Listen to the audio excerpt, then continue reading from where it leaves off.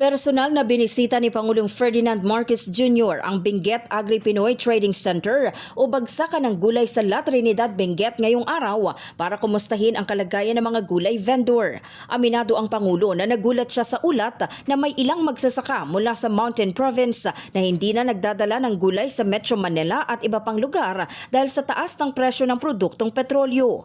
Para tugunan ang nasabing problema, inilahad ng punong ehekutibo na nagpatupad na ng ilang hakbang ang pamahalaan para mabawasan ang gastos ng mga magsasaka sa logistics. We are here now at the trading center at pinuntahan din natin ang palengke because ang nangyari, very nagulat kami yung mga report na dahil sa pagtaas ng presyo ng diesel ay hindi na binababa ang mga gulay na galing dito sa Mountain Province, dito sa mga mountainous areas. Kaya tinignan natin, hinanapan natin ng paraan. Kaya unang-una, binaba natin ang presyo ng diesel ng 10 piso.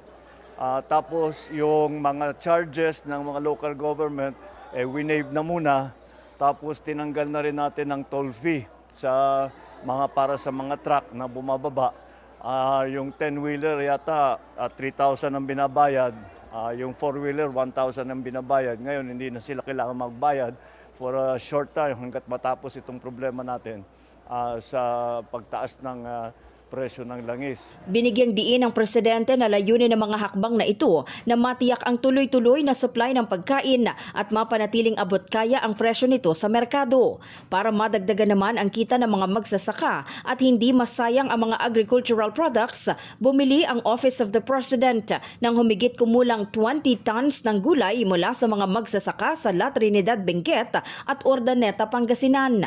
Dadalhin at ipapamahagi ang mga ito sa iba't ibang lugar sa Metro Manila, kabilang ang Caloocan, Navotas, Malabon, Quezon City, Pasay at Maynila. Makikinabang din ang mga institusyon gaya ng Walang Gutom Kitchen ng DSWD, New Bilibid Prison, Manila City Jail at ilang orphanage. Ito yung aming tulong para naman, unang-una, matiyak ang ating food supply. Pangalawa, matiyak na hindi masyadong mabigat ang nararamdaman ng ating mga farmer, ng ating mga producer, ng ating mga wholesaler at matiyak nga na ang food supply naman natin ay patuloy para hindi tayo magkaproblema doon sa presyo ng pagkain at saka sa supply ng pagkain.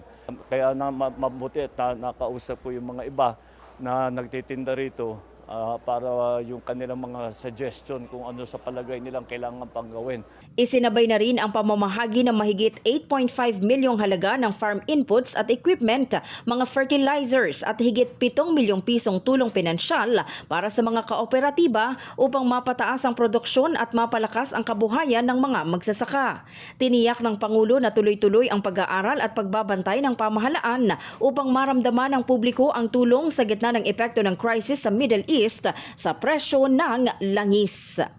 In the heart of changing lives, ako si Brigada Maricar Saragan ng 105.1 Brigada News FM Manila, The Music and News Authority.